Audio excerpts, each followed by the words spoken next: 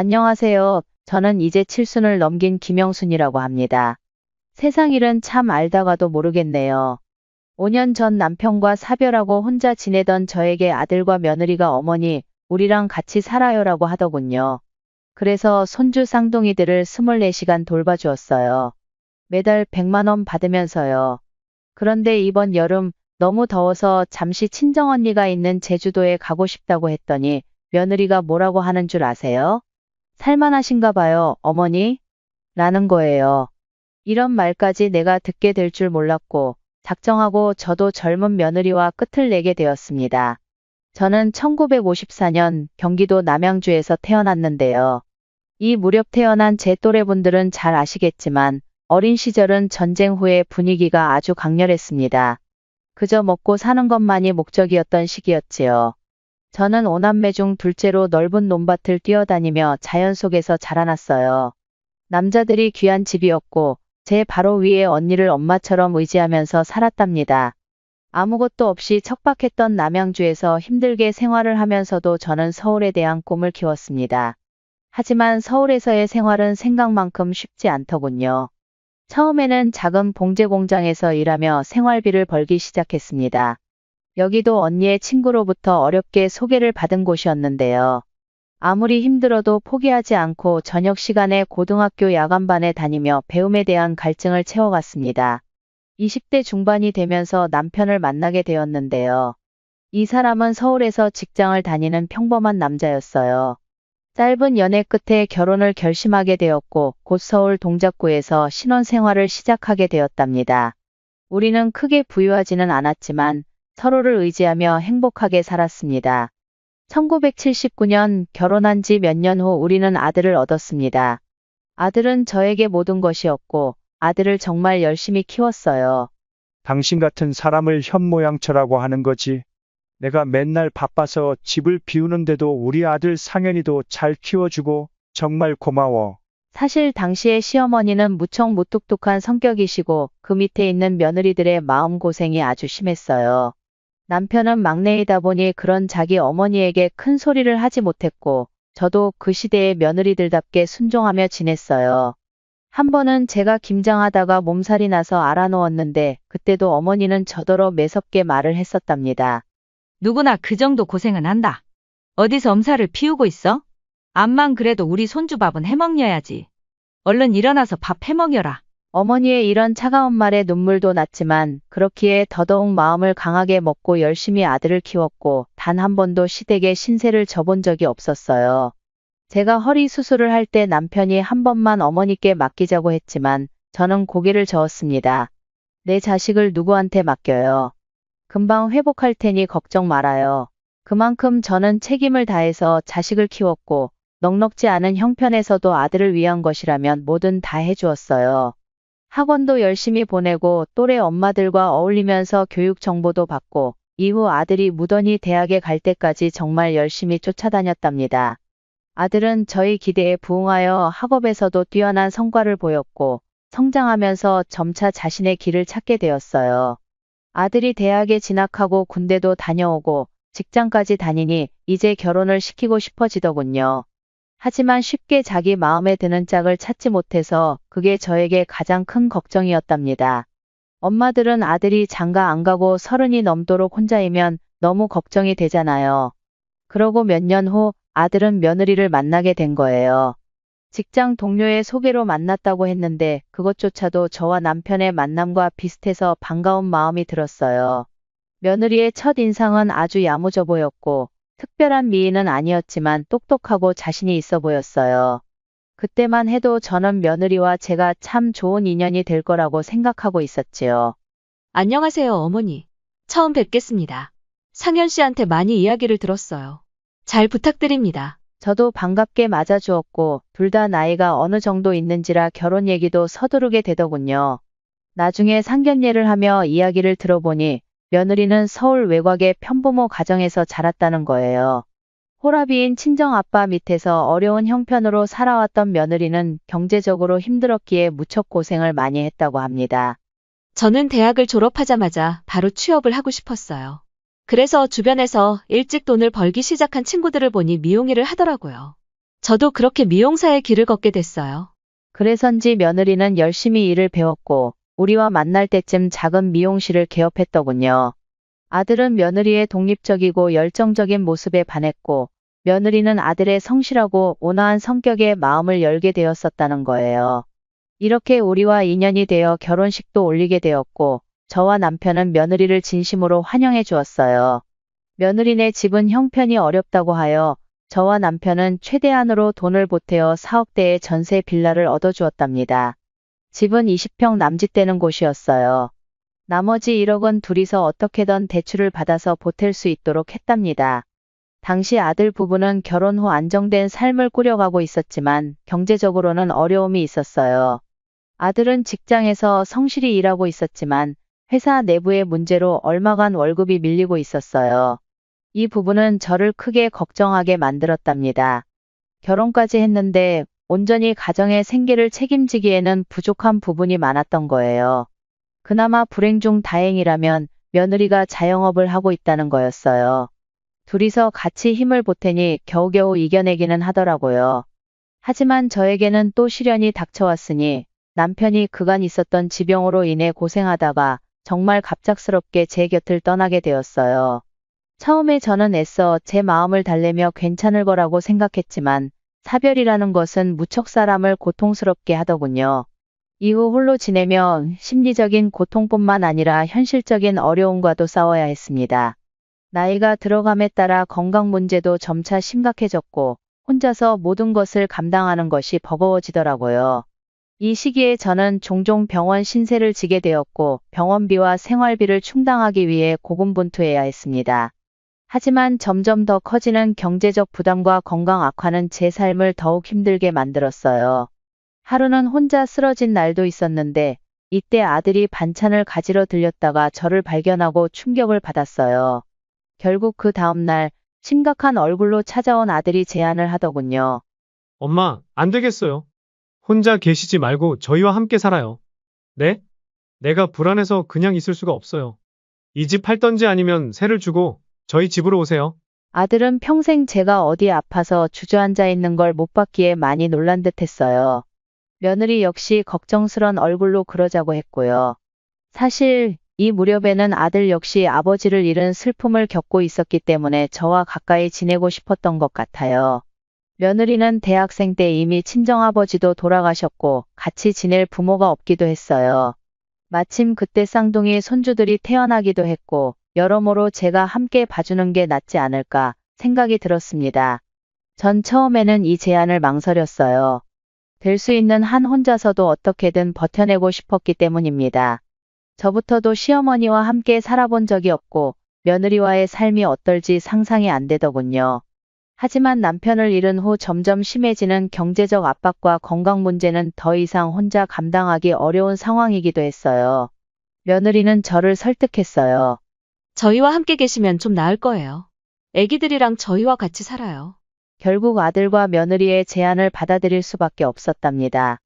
함께 사는 것이 혼자서 지내는 것보다 나을 것이라고 생각했고 손주들을 가까이에서 돌보며 새로운 의미를 찾을 수 있을 것이라 기대했어요. 이렇게 해서 합가하게 되었고 쌍둥이 손주들을 돌보며 새로운 삶을 시작하게 되었답니다. 그런데 세상에 쉬운 일은 없다고 도망친 곳에 낙원은 없다고 하던가요. 제가 기대했던 따뜻한 가정의 모습과는 달리 새로운 생활은 전혀 다른 문제를 갖고 있더군요. 처음에는 손주들을 돌보는 일이 크게 어렵게 느껴지지 않았어요.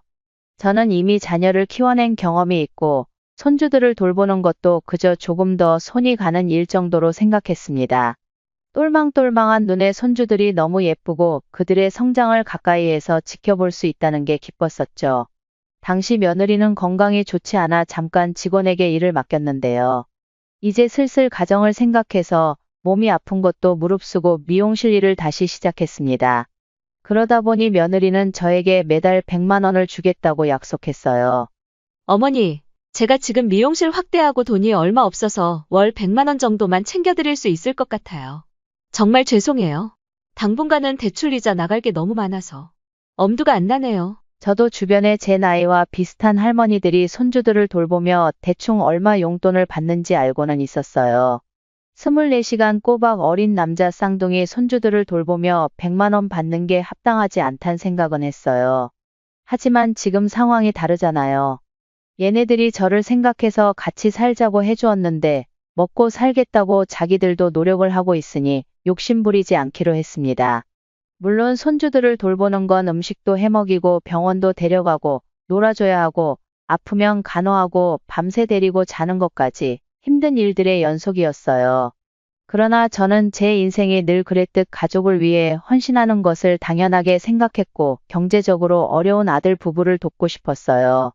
주변을 보니 이만한 쌍둥이 녀석들을 양육하려면 200만 원으로는 턱도 없이 모자라다는데 우리 아들 부부가 그만한 돈이 어디 있겠나 싶었죠.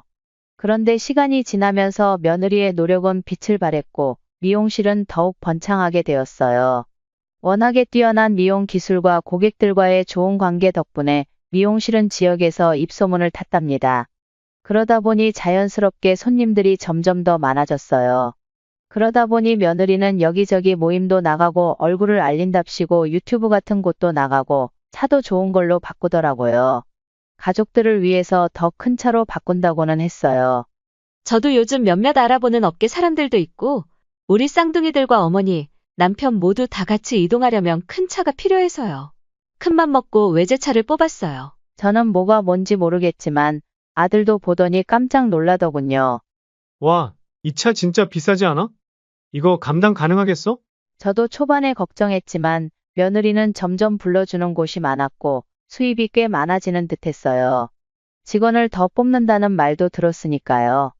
한편으로 이게 제 욕심일지도 모르겠지만 우리 손주들을 봐주는 대가로 저에게 주는 돈은 여전히 변함이 없었어요. 며느리는 관리를 한다고 백화점에서 가방을 사고 한눈에 봐도 비싼 외국 화장품을 사고 저에게도 덩달아 선물을 주기도 했지만 저는 조금 씁쓸한 마음이 들었어요. 가끔 밖에서 비싼 식사를 대접해 주기도 했지만 며느리는 그때마다 힘들다는 소리만 할 뿐이었어요. 다들 저보고 장사 잘 된다고 하는데 몰라서 하는 소리예요. 직원들이랑도 안 맞으면 얼마나 골치 아픈지 몰라요. 지금도 빚 갚을 게 너무 많고 진짜 살기 힘드네요. 손님들 비위 맞추기도 힘들고요. 이렇게 앓는 소리를 하니 저는 그냥 며느리의 상황을 듣기만 할 뿐이었어요. 그리고 갈수록 덩치가 커지는 손주들을 돌보며 하루하루 힘든 시간을 보냈지만 아들 부부의 경제적 안정을 위해 자신의 희생을 묵묵히 받아들였답니다. 며느리는 매일같이 저만 보면 힘들다 소리만 했거든요. 어머니, 여기 혹시 파스 없나요? 너무 아파요. 밥 남은 거 있으면 저 좀 해주세요. 김치 있으면 볶음밥 좀 해주시면 안 될까요? 젊은 나이에 벌써 저렇게 파스를 달고 살고 새벽같이 들어오고 나가고 이런 부분을 짠하게 생각했어요. 하지만 이런 상황을 보는 것도 제 몸이 여유가 있어야 가능한 일인데 쌍둥이 손자들은 갈수록 활기가 넘치고 제가 제어하기 힘들어지더군요. 이제 얘네들을 저 혼자 하루 종일 돌보는 일은 점점 더 어려워졌어요. 손주들은 끊임없이 놀고 싶어 했고 저는 그들의 요구에 맞춰야 했으니까요. 놀이터에 가자, 어디를 가자, 뭐 들어가서 사달라고 바닥에 들어놓으니 주변의 할머니들도 저를 안쓰러워할 정도였어요. 아이고, 며느리가 그렇게 돈을 많이 버는데 사람 하나 더 안 붙여주나? 그쯤 되면 돈 몇백을 받아도 본전이야. 다 병원비로 들어간다고. 그 말을 들으니 저는 조금 서글퍼지는 게 그만큼 돈을 많이 받는 것도 아니었으니까요. 전에는 보다 못한 옆집 할머니가 며느리에게 제 편을 들어준 날도 있었어요. 거기 며느리, 시어머니가 이렇게 날쌘 남자 녀석들 데리고 고생하는데 어디 한의원이라도 데려가서 약이라도 짓고 침이라도 맞춰줘요. 안 그래도 꼬부라진 등이 어디까지 내려가는지 모르겠어. 그런데 며느리는 이 말을 듣고 조금도 웃지 않았어요. 외려 불편한 표정으로 인사를 하더니 집으로 먼저 들어가 버리더군요. 저의 삶은 하루하루가 피로로 가득 차기 시작했고 손주들이 다치는 일이라도 생길까봐 언제나 긴장을 늦출 수 없었습니다. 그로 인해 정신적, 육체적 스트레스는 점점 커져갔습니다. 그리고 사건이 터지고 말았는데요. 어느 날 손주 중 한 명이 장난을 치다가 사고를 당하는 일이 생겼습니다. 그날도 저는 하루 종일 쌍둥이들을 돌보며 지쳐 있었고 잠시 한눈을 판 사이에 놀이터에서 그네에 부딪힌 거예요. 아이는 울음을 터뜨렸고 저는 놀라서 달려가 바로 아이를 안아 올렸습니다. 다행히 크게 다친 것은 아니었으나 이 일을 며느리에게 어떻게 말해야 할지 고민이 되더라고요. 애 봐주는 공이 없다고 하는데 정말 이때 절실하게 느꼈어요. 하루 종일 봐줘놓고 이 상처 하나에 며느리 얼굴 보기에 면목이 없었으니까요. 며느리가 집에 돌아왔을 때 저는 며느리의 눈치를 보며 조심스럽게 손자가 다친 이야기를 꺼냈습니다. 며느리는 순간 얼굴이 굳어지더니 저에게 냉정한 말투로 말했습니다. 어머니, 아이를 그렇게 돌보시면 어떻게 해요? 크게 다치기라도 하면 어쩌려고요? 며느리의 말은 마치 제가 의도적으로 손자를 다치게 했다는 듯한 뉘앙스였습니다. 저는 자신이 잘못한 것처럼 느껴져 며느리의 눈치를 보며 사과했습니다. 며느리는 더 이상 말을 잇지 않았지만 그날 이후 저는 손자들을 돌보는 일이 더욱 부담스럽게 느껴졌습니다. 시간이 지나면서 저희 피로는 점점 쌓여갔습니다. 손자들이 밤새 울고 보칠 때마다 잠을 설치는 날이 많아졌고 아침이 되면 온몸이 쑤시고 아픈 날이 이어졌습니다. 더구나 이제 막 어린이집을 다니게 된 손자들이 자주 아프기도 해서 병원에 데려가야 하는 일이 많았습니다. 저는 이미 나이가 들었기에 이런 상황이 반복될수록 몸과 마음이 지쳐갔고 쉬고 싶다는 생각이 간절해졌습니다. 하지만 아들과 며느리가 일에 바빠 도와줄 여유가 없는 상황에서 저는 혼자서 이 모든 일을 감당해야 한다는 사실에 더더욱 힘들어졌습니다. 그러던 어느 날 동네 주민들과 이야기를 나누던 중 며느리의 미용실이 2호점까지 오픈한다는 소식을 듣게 되었습니다. 옆집 할머니가 해준 얘기라 물어보고 싶었지만 그럴 수 없었어요. 며느리는 늘상 이렇게 말했거든요. 요즘 경기가 안 좋아서 미용실 운영이 힘들어요, 어머니. 이처럼 여전히 어렵다고만 이야기했습니다. 아들도 이 당시 출장으로 바쁠 때라 자세히 물어보지 못했고요. 당연히 저는 이 말을 믿고 미용실 운영이 힘들어도 열심히 일하고 있는 며느리를 안타까운 마음으로 바라보았습니다. 그런데 이게 사실이라면 대체 며느리가 왜 이런 사실을 숨겼는지 이해할 수 없었습니다. 그동안 자신이 아무 말 없이 손주들을 돌보며 힘들게 지내온 것이 허탈하게 느껴졌습니다. 그러던 어느 날 친정언니로부터 전화가 걸려왔습니다. 요즘 어떻게 지내니? 손주들 돌보느라 많이 힘들겠구나. 언니의 따뜻한 목소리를 듣자 그동안 쌓였던 피로가 조금이나마 풀리는 듯한 느낌을 받았습니다. 손주를 돌보는 일에 대해 이야기하며 매일매일이 힘들지만 그래도 손주들이 예뻐서 버티고 있다고 말했습니다. 언니는 잠시 망설이더니 조심스럽게 말을 꺼냈습니다. 나도 한번 서울에 올라가서 너도 보고 우리 조카네 가족도 보고 싶구나. 조카 손주들이 얼마나 귀여울까? 꼭 한번 보고 싶어서 말이야. 언니의 말에 저는 잠시 생각에 잠겼습니다. 친정언니의 방문을 아들과 며느리가 어떻게 생각할지 걱정이 되었거든요. 결국 며느리에게 이 이야기를 꺼냈습니다. 예, 제주도에 있는 친정언니가 조카와 손주들을 보고 싶어서 서울 우리 집에 들리신다는데 어떻게 생각하니? 최대한 조심스럽게 물었지만 며느리의 반응은 예상보다 더 냉담했습니다. 어머니, 굳이 올라오실 필요가 있을까요? 저희도 바쁘고 집도 좁아서 불편하실 거예요. 손주들도 아직 어리니까 집이 시끄러울 텐데 이모님께서 불편해하실 것 같아요. 며느리의 말은 그럴듯하게 들렸지만 전 그 말 속에 담긴 거절의 의미를 바로 알아챘습니다. 우리 언니가 오는 것이 달갑지 않았던 거죠. 저는 이 반응에 무척 속이 상했지만 더 이상 강하게 주장하지 못했습니다. 그러나 언니의 마음을 생각하면 안타까운 마음을 감출 수 없었고 한 번 더 며느리에게 조심스럽게 이야기를 꺼냈습니다. 그러면 내가 제주도에 다녀오는 건 어떠니? 언니가 많이 보고 싶어 하시고 나도 조금 쉬고 오면 좋을 것 같아서 말이야. 그 말을 들은 며느리는 순간 얼굴이 굳어지더니 저를 향해 차갑게 묻더군요. 네? 제주도요? 어머니는 살만하신가 봐요. 젊은 우리는 일하느라 먹고 살기 바쁜데 어머니는 여유롭게 제주도까지 다녀오고 싶으신 거예요. 며느리의 말에 저는 잠시나마 충격을 받아 아무 말도 할 수 없었습니다. 제가 며칠 쉬고 싶다는 생각을 이기적으로 여기는 며느리의 태도는 마음에 깊은 상처를 남겼습니다. 아무튼 어머니, 지금은 절대 안 돼요. 저희도 너무 바쁘고 손주들도 누가 봐줄지 모르잖아요. 어머니가 없으면 저희는 정말 곤란해요. 며느리의 목소리는 냉정했고 전 그 말에 당황했습니다. 그동안 손주들을 돌보며 쌓인 피로를 털어놓고 잠시라도 쉬고 싶다는 말을 이렇게 단호하게 거절할 줄은 몰랐기 때문입니다. 아들 역시 제 편이 아니더라고요. 제가 자기들 상황을 이해하지 못하고 있다고 생각하며 혀를 찢찢 찼어요. 제주도? 아이고, 엄마. 우리도 좀 쉬고 싶다. 라고 말했습니다. 아들은 제가 손자들을 돌보는 것이 당연하다고 여겼고 힘들다고 말하는 것에 대해선 이해하지 못하더군요. 아들만은 저를 이해해 줄 것이라는 기대를 가지고 있었지만 이런 반응은 오히려 저를 더 서글프게 만들었습니다. 그러면서 며느리는 힘들다면서 곧 이사를 갈 예정이라고 하더군요. 이제 집도 작아지고 애들 키우기도 버겁고 이사도 하고 할 거예요. 위치를 말하는데 여기서 버스로 30분 걸리는 곳이었어요. 동네 할머니들과 멀어지게 되어 더 외로워질 것 같았는데 며느리는 그곳이 자기 2호점과 가까워서 일하기 편하다며 말 실수를 해버리고 말았어요. 그 말에 저는 곧장 물었습니다. 예, 너 2호점은 계획에 없다고 하더니 언제 오픈을 했니? 장사가 잘 되는 모양이구나. 집도 이사를 한다고 하고. 그러자 며느리는 얼굴이 굳어지더니 그렇게 되었다. 최근에 한 거고 자기도 돈 없어서 힘들게 오픈했다고 둘러대더군요. 아들은 옆에서 며느리가 능력이 좋다고 너스레를 떠는데 서글픈 느낌이 들었어요. 저는 여기서 온전히 가족으로 존중받지 못하는 느낌이었습니다.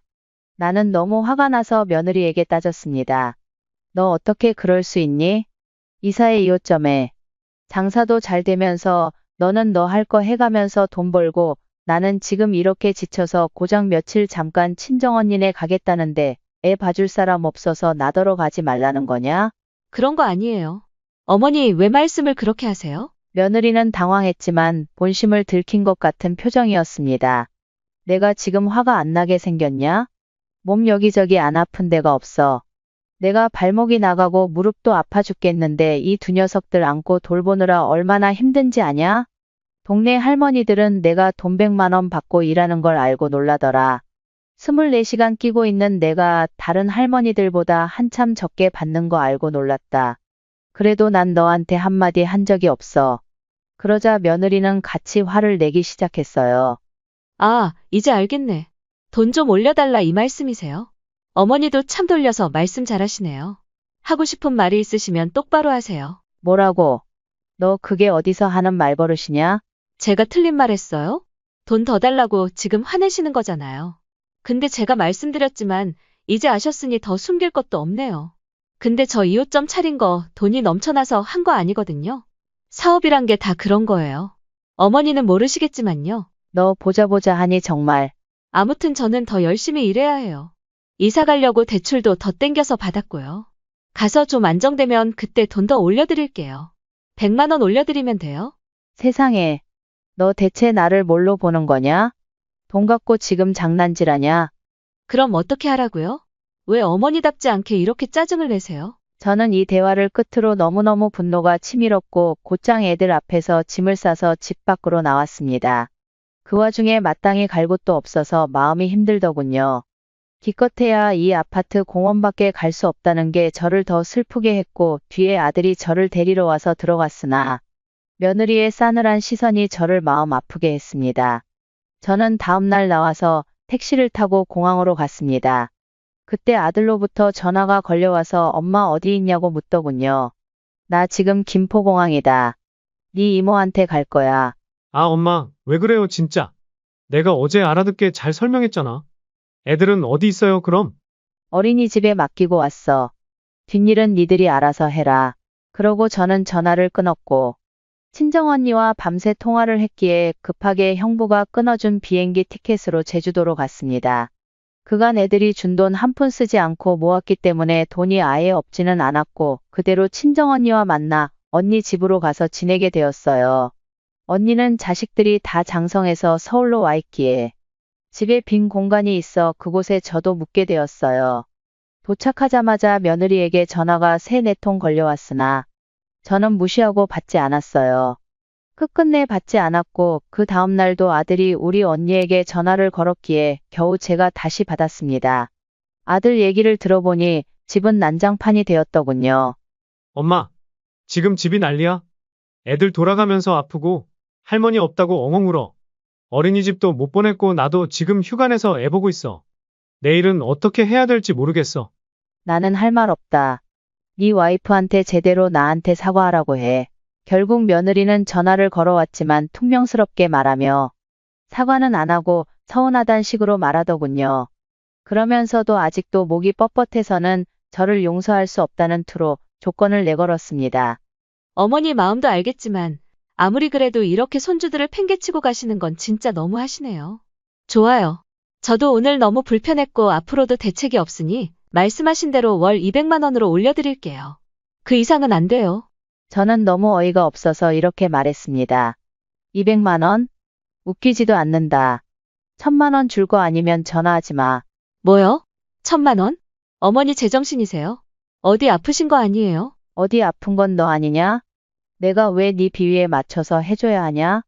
몇 년간 손주들 끼고 아프면 업고 병원 가고 다치면 약 발라주고 못 먹으면 일일이 다 해먹여가면서 그렇게 키웠다.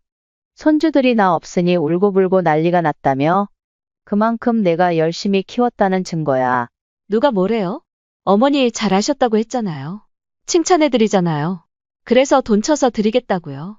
뭐가 그렇게 불만이 많으세요? 네 태도를 보니까 너무 괘씸해서 말이야. 나를 그렇게 무시하고 당연하게 돈으로 나를 부리려고 드는데 무시하는 값으로 돈이라도 더 받아야 내가 억울하지 않겠지.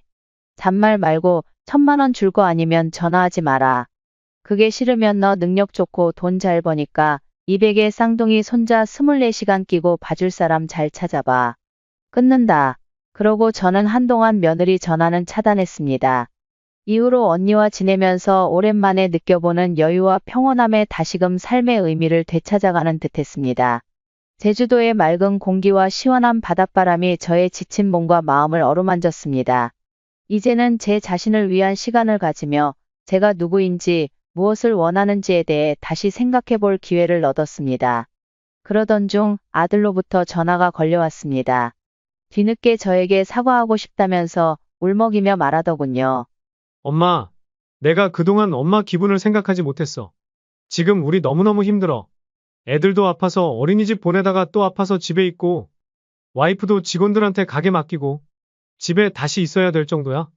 우리 진짜 많이 반성하고 있어. 이 사람 차마 엄마한테 전화를 못하겠대. 여기까지 들으니 저도 손주들이 짠하게 생각되었고 내 품에 안겨 귀여운 미소를 짓고 매달리던 녀석들이 보고 싶기도 했습니다. 하지만 얼마간 제주도에 지내면서 저는 마음을 굳힌 바가 있습니다. 내가 아들 부부와 지내면서 편한 대로 다 맞춰주는 게 과연 서로에게 좋은 것일까? 누구 한쪽이라도 고생하는 부분이 있다면 그만해야겠다는 생각이 들었습니다.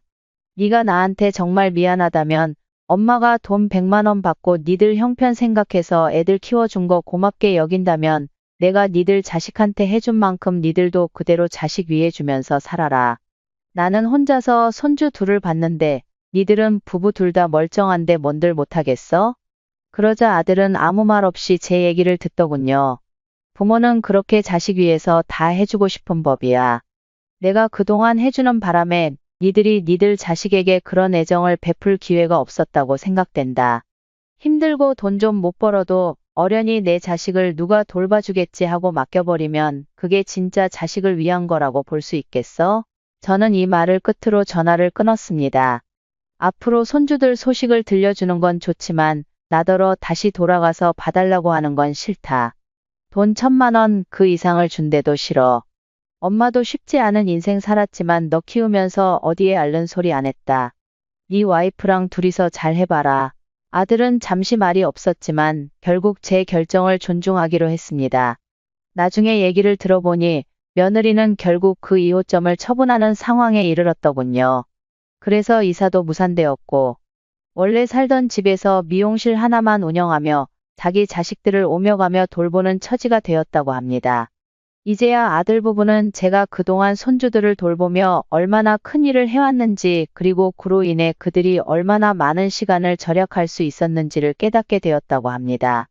저 한 사람에게 돈 100만 원만 줘가며 돈을 아끼려 했던 며느리는 수억의 손해를 입게 되었습니다. 안타까운 마음도 들었지만 저는 더 이상 신경 쓰지 않기로 했습니다. 그 뒤로 아들은 가정에서 생기는 문제는 더 이상 저에게 얘기하지 않고 이틀에 한 번씩 손주들과 영상통화를 시켜주고 있습니다. 딱 지금 정도의 삶이 저에게 제일 잘 맞는 것 같습니다. 긴 얘기 들어주셔서 감사합니다.